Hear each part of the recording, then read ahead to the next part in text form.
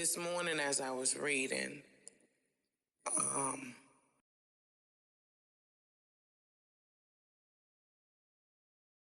God has been having me in the book of Jude for these past few days. And I don't know how many of you have read the book of Jude, but it's a serious book.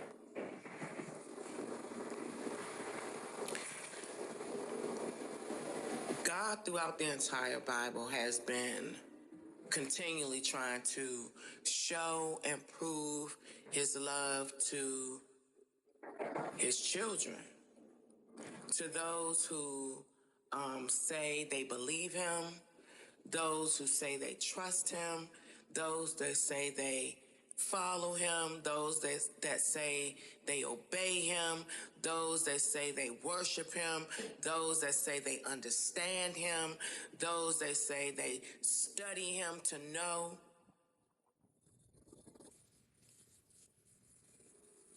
Had a really strong message in the book of Jude. But not only in the book of Jude, that same message was spoken again or before the book of Jude by Peter. It's like to reiterate what Jude said in his book, which is only one chapter. We never heard about Jude before throughout the entire Bible until this one chapter. And it's really ironic because Jude is Jesus's brother, right? Like, he is family. Like, he was in the house when he was a kid. Like, Jude knew all the different sides of Jesus. And Jude, seemingly to be in the background doing ministry, took a moment to write this book to let us know the mind of God. And I'm going to read a little bit of it to you. Hold on.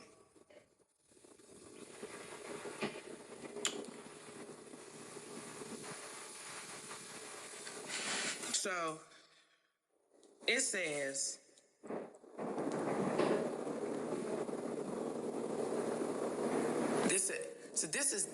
this right here. So this is what I see happening a lot of times, like at church or in churches I go to. Even Jude, he said, dear friends, although I was very eager to write to you about the salvation we share, right? He wanted to talk to everybody about this. We all share this salvation. Yes, we know we share this salvation. This is what he wanted to talk about. I mean, who don't want to talk about it? I mean, this is it's incredible. We have salvation from judgment, because we were born into sin. We didn't have to even do anything to be sinners, right? Once we were born to be judged. Yes. Once we entered into this earth realm, we were born to be judged, right? And then God, so loving, so kind, so gracious, set up so that we don't have to suffer the judgment that we do because we're in this flesh, right? But Jude said, I really want to talk about that, but I got to talk about this first. He said, I felt compelled to write and urge you to contend for the faith that was once for all entrusted to God's holy people.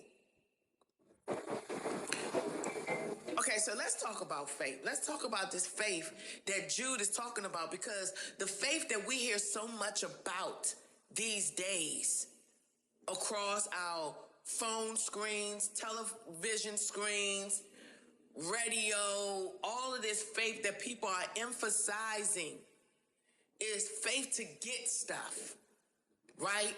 Faith to get a new car, faith faith to be comfortable, faith to get your new house, faith to get those clothes, faith to get that business, faith to travel the world, faith to live your best life, faith to get your husband, faith to, and you name it. You think of all the other things that you're using faith for. But see, this is not the faith that Jude is talking about. Jude ain't talking about that faith. Jude is talking about a completely different faith. Meaning, when we're talking about faith in the Bible, the faith that we're contending for, the faith that we wake up and we hold on to every single day, that we get to breathe, it ain't about getting no business, baby. It ain't about a business. It ain't about a house. It ain't about a car. It ain't about your best body. It ain't about none of that. It's about... First, before I finish getting to what it's about, let me finish saying what Jude said. Jude said, for certain individuals whose condemnation was written about long ago have secretly slipped in among you. They are ungodly people who pervert the grace of our God into a license for immorality and deny Jesus Christ, our only sovereign and Lord. Though you already know this, because we should already know this, right? But we don't act like it. I want to remind you that the Lord at one time delivered his people out of Egypt. But later, destroyed those who did not believe. That's the point I want to make. Yes, God is so good. He is so amazing. He is so mighty. He is so powerful. And yes, he will come and he will save his people. But he will also destroy your tail too. This is not talked of. This Solomon said, because see, people are believing for the faith to have the things that Solomon, the wisest and richest and wealthiest man to have ever lived and ever will live. Let's go see what Solomon said, since everybody is using their faith for the type of, to attain the type of things that Solomon had, right?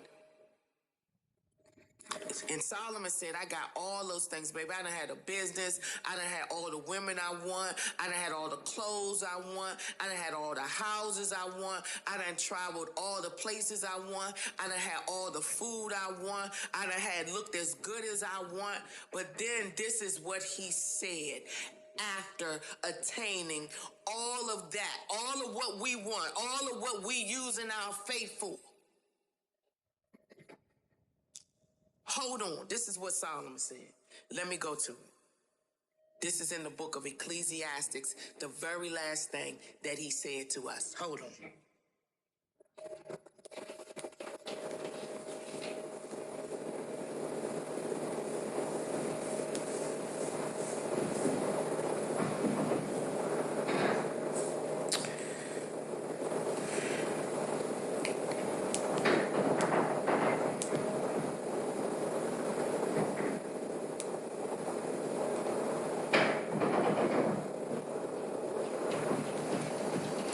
Okay.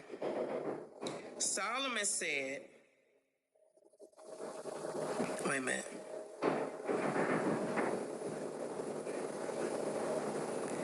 Hold on.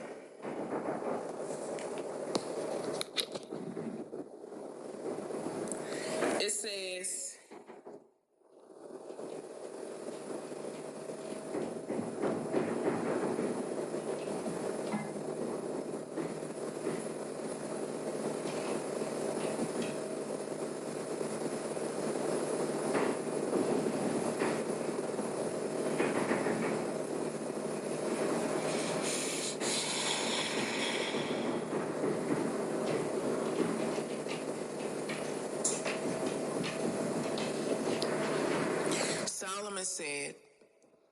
everything is meaningless. And this is the conclusion of the matter. Not only was the teacher wise, but he also imparted knowledge to the people. He pondered and searched out and set in order many proverbs. The teacher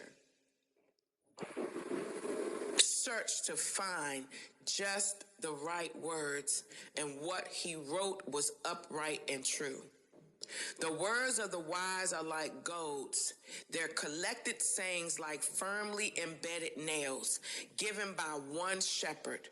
Be warned, my son, of anything in addition to them. Of making many books there is no end, and much study wearies the body. Now all has been heard. Here is the conclusion. Let me say this again. Now all has been heard. Here is the conclusion of the matter.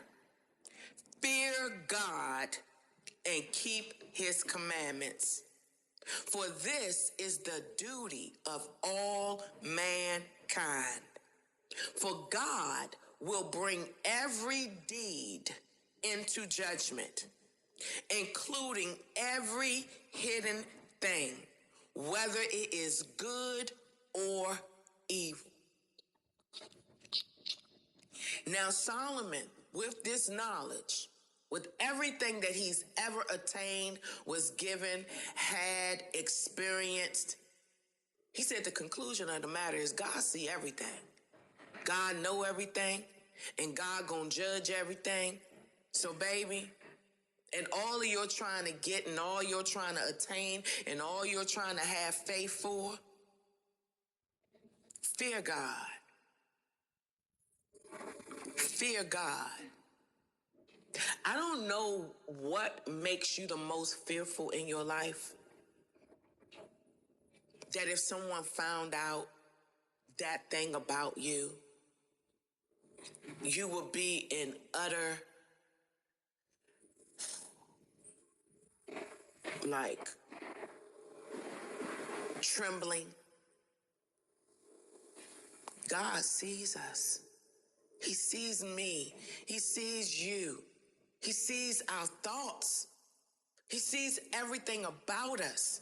And yes, like he said in Jude, he will come and he will rescue you. He sent Jesus. He sent Moses. He sent Noah. He sent all of them. And Jesus was the last, and all. That was the end. That was the last. That was the last. That was the end of salvation being sent for his people. And if we at this moment decide that we're not going to believe, and I ain't talking about believe out your mouth or because you show up at a building for fellowship. I'm talking about believe. Your actions show you believe. If you think you dirty and you stink, you go take a bath. A person in their right mind does. They go cleanse themselves. There's an action connected to belief. You're not going to take a shower to make yourself believe that you're dirty. No, you believe you're dirty and you go get cleansed. So there should be some actions connected to what we believe. And so God knows you can't fool him. We can't trick him. We can't trick him.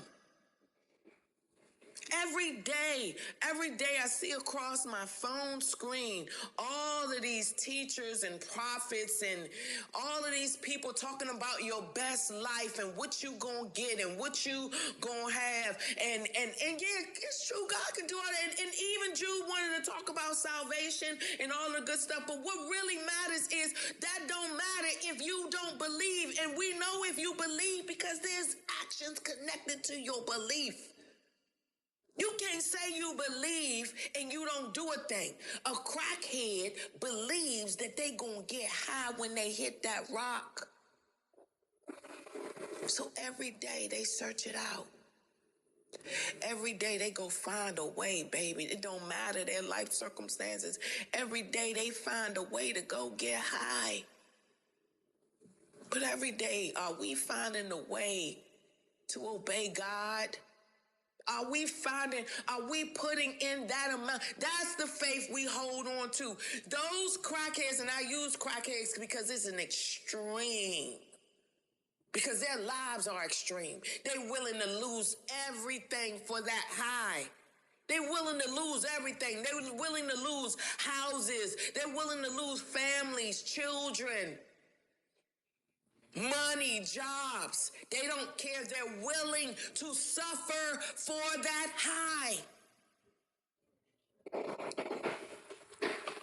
Any person that has an addiction, they are willing to lose all for it.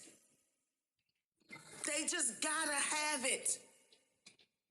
This is the faith that Jude is talking about fighting for. Do you know addicts fight for their high? They'll lie for it. They'll steal for it. They'll do anything for it.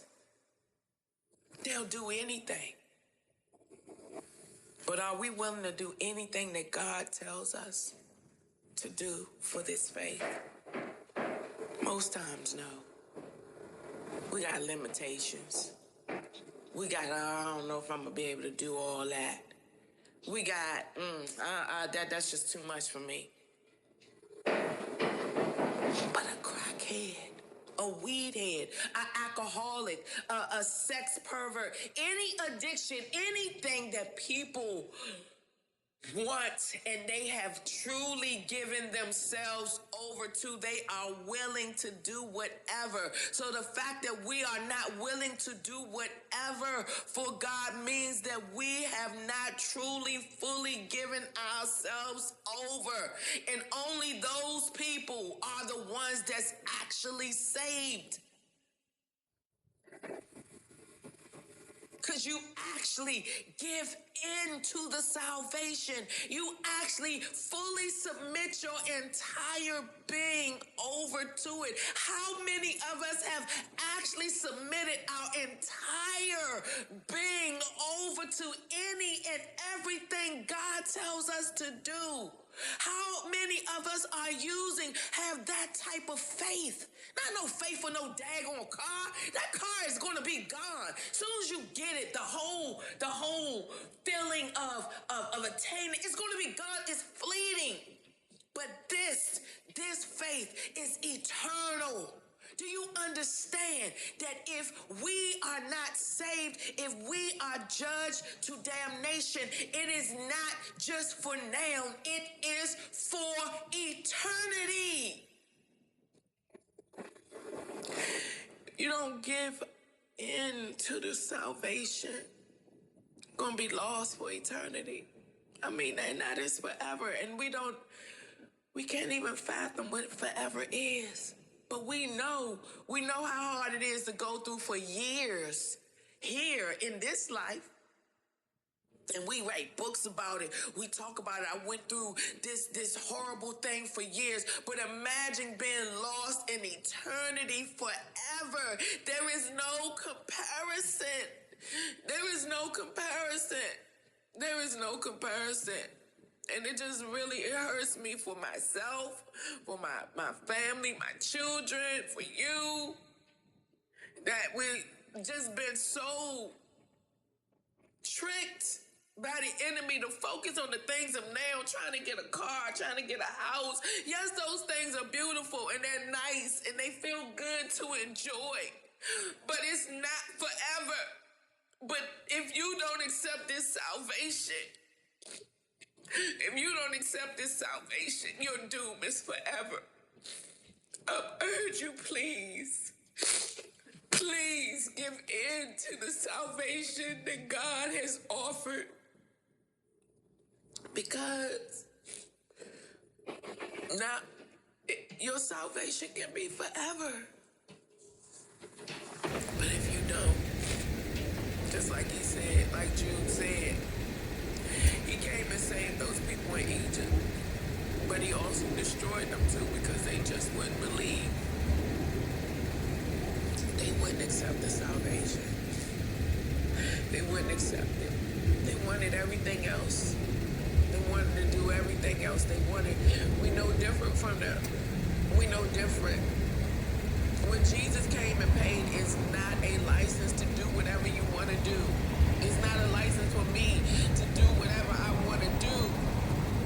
You can't just live any type of way, people. We can't live any type of way. We have to.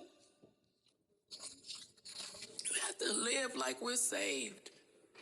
Do you think?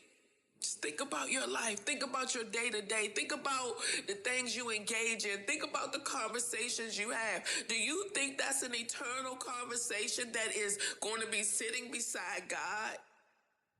Because see, this eternity starts now. It's not when you die, when your eternal place. It's now. So if you're saved now, you have to live like you're saved now. You have to love like you're saved now. You have to forgive like you're saved now. You have to obey like you're saved now. It doesn't start when your breath leaves your body. It starts now. So if you're living a hellish life now, you're going to live a hellish life forever. Do you get it? And just because you show up at church,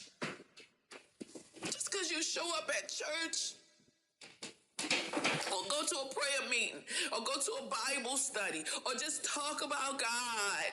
No, that's not the fruit. The fruit is how you really are. And if you're struggling with a thing, and struggling means struggling, it means I'm really doing everything I can to obey God. I'm trying so hard, and even in my trying, I'm failing. Not I'm failing and then, oh God, just forgive me. No, those are two different things.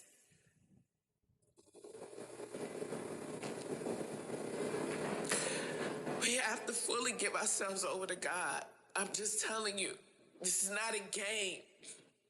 It's not a game. This is not a thing to compare yourself against somebody else. You have to compare yourself to what God says in this word.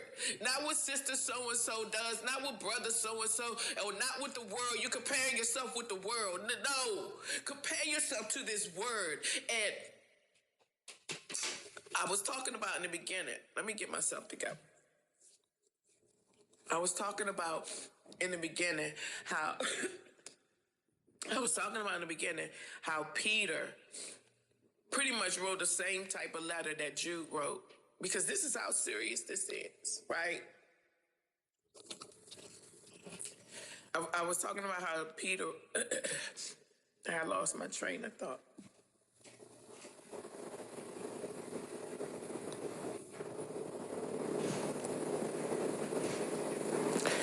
The point is, people,